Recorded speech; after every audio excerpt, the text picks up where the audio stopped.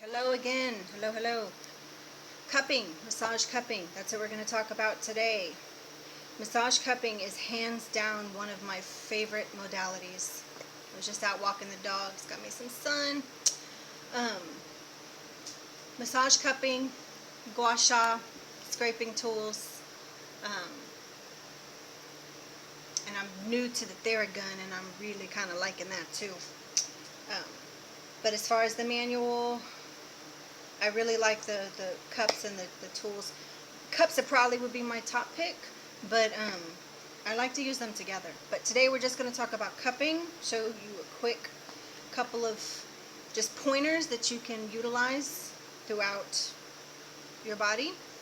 Um, with cupping, some things you want to keep in mind. There are some contraindications. Be sure and do a full lookup of those if you have any concerns. But example like pregnancy, you're not going to work on the abdominal area of the torso of a pregnant lady. What else? Be mindful like varicose veins. Very similar with the gua sha, those tools. It's going to be very similar. Skin, be mindful of the differences in skin areas, like the skin on top of your arm, the skin underneath your arm is going to be different. Cupping is good for breaking up your fascia, breaking up your soft tissue, where it's all kind of bunched together, and it's more than muscle memory; it's cellular memory. So you open that, you release some of that, and it lets everything more fluid in movement. You want things to be more fluid and lymphatic, fluid in circulation, fluid in soft tissue movement. It all kind of is connected. So lots of good benefits for cupping. I like these particular cups. There's different ones. You can have, like the early ones use fire on them, but we're not going to do that today. You have your silicone cups. You have your the plastic ones with the guns to it. You have glass. You have different kinds. I tend to like these for self-care. You see it like that, because it's so much easier to me to add for myself, because otherwise you have to like have your grip on it to hold it in place and squeeze and get enough suction in to let it go, which often, like, my right grip is stronger than my left grip, so that puts me to struggling over here. It makes it harder to reach back areas. But like this, you stick it on and you just like that, so it's so much easier for self-care. Put on a couple of these. One thing to keep in mind too when you're cupping is you could use them in motion, and you can use them stagnant. Like, you could 3 to 5 minutes is your average time that you would want to let it set in one place.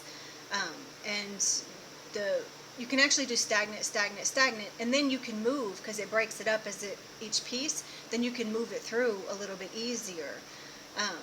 Because you can feel the stagnation when you go to move it, and it'll pop off. Then it's hit a stagnant area. See, it pulls your blood to the surface. That's some good healthy right there.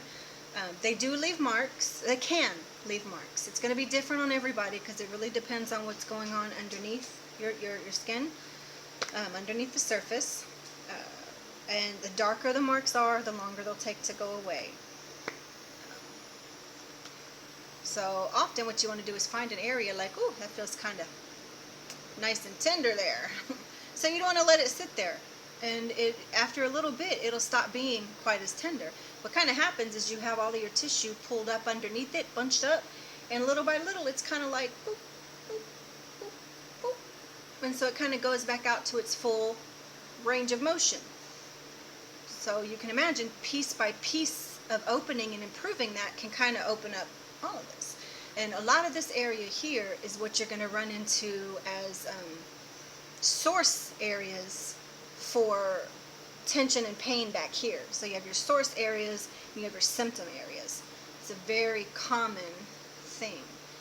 So what I'm going to do now, this is just these ones are harder to slide, I'll say that, but I still like them best for self-care, because I can just piece together.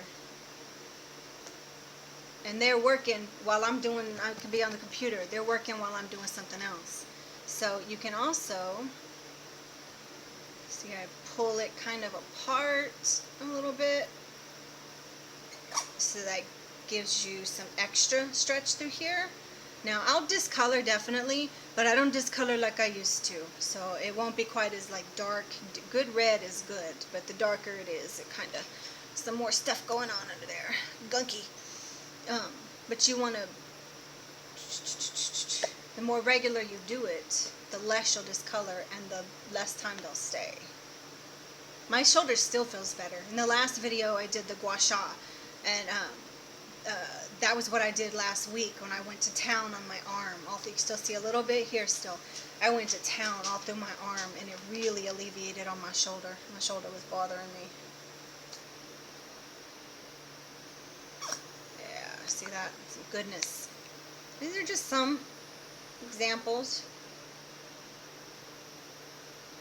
But you always want your final strokes when you're moving it to go in a direction towards lymph.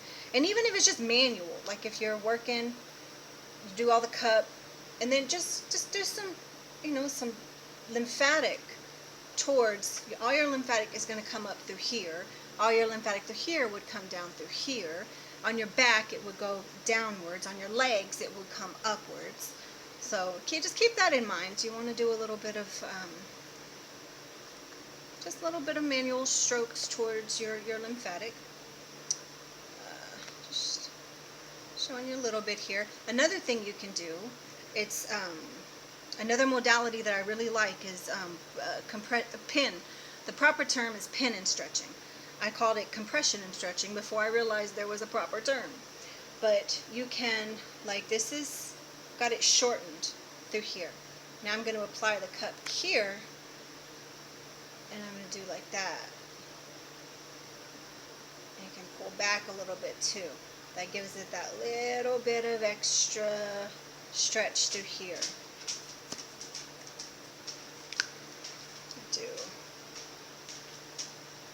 Move it back. Yeah. Okay, Mama? It's Daisy girl. So same thing. I'm going to shorten. Oh, and I almost forgot. Make sure that you put some lubricant on. I prefer like an oil type of lubricant. Lotions can be a little more absorbent, but it depends on, how hydrated you are. So go shortened and stretch upwards. Stretch upwards. So these are just some ideas that you can do with the cupping. Yeah, I guess that's about it. Just wanted to give you some ideas. Yeah, and the cups, you always want to make sure you pull out. Don't just push it. Don't just push it side to side. You want to pull out, lift it up as you're doing it. And it's just a well-rounded soft tissue manipulation modality, because most of the time we're pushing in, we're digging into it, and the cupping pulls outwards. So it's well-rounded soft tissue manipulation. It's been around for a long time. If you want to look up some history of it, you can look it up. Traditional Chinese medicine. It comes from the East. Yeah, good. Where else? Put up here. The traps. Traps are a good place. You can put these on and just leave them there for like 3 to 5 minutes.